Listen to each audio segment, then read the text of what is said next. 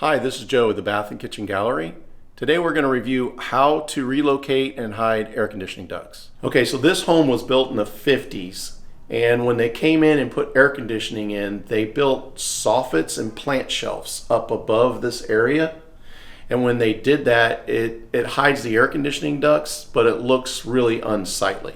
So what we did is we came up with the idea of relocating the ductwork into this soffit in the hallway, having a side, this vent blows out the side, and it hides all the ductwork. Everything's in the hallway where it doesn't really matter if the sealer's lower in there, and it looks a lot better for the final product. For more remodeling tips, visit our website, tampakitchenandbath.com, and also any of our social media.